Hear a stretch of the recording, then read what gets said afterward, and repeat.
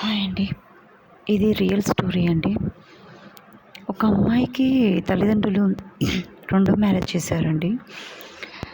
అయితే ఆ అమ్మాయికి డైవర్స్ ఇచ్చిండా లేదా తెలియదు. కానీ గ్రాండ్‌గా మ్యారేజ్ హాల్‌లో పెళ్లి చేశారండి.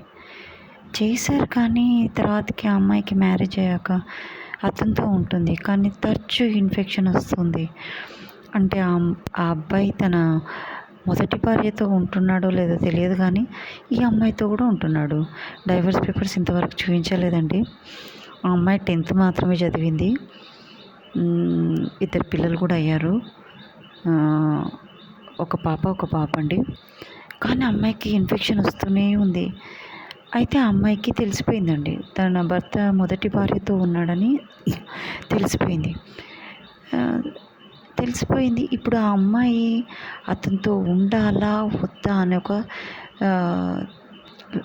అంటే అయోమయంలో పడిపోయిందండి.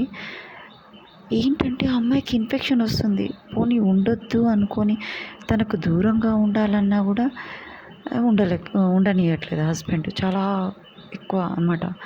అక్కడ అమ్మాయితో ఉంటున్నాడు, ఇక్కడ ఈ అమ్మాయితో. ఫస్ట్ భార్య ఎవరితో ఉంటుందో ఎక్కడ తిరుగుతుందో తెలియదు.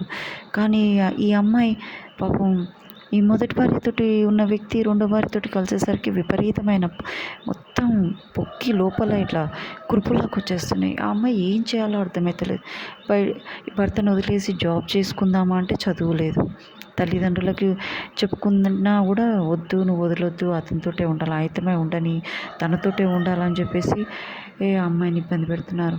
ఇప్పుడు చెప్పండి, అక్కడ పిల్లలతోటి, ఇక్కడ హస్బెండ్ తోటి, ఇక్కడ తల్లిదండ్రులతోటి ఆ అమ్మాయి ఎంత నలిగిపోతుందో చూడండి.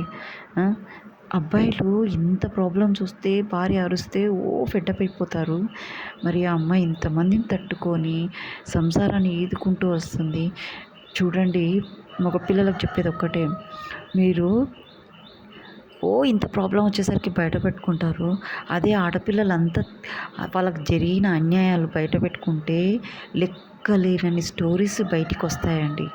కానీ ఎందుకంటే తల్లిదండ్రులకు చెడ్డ పేరు వస్తుంది, ఇటు అత్తమామకి చెడ్డ పేరు వస్తుంది, హస్బెండ్కి, అన్నదమ్ములకి, అక్కలకి, ఫ్యామిలీ మెంబర్స్కి చెడ్డ పేరు వస్తుందని ఆలోచించే అమ్మాయిలు చాలామంది ఉన్నారు. కాబట్టి వాళ్ళ స్టోరీస్ బయటికి రావట్లేదు. దయచేసి ఓపికతోటి, సహనంతో భార్యతో ఉండండి. Thank you to everyone.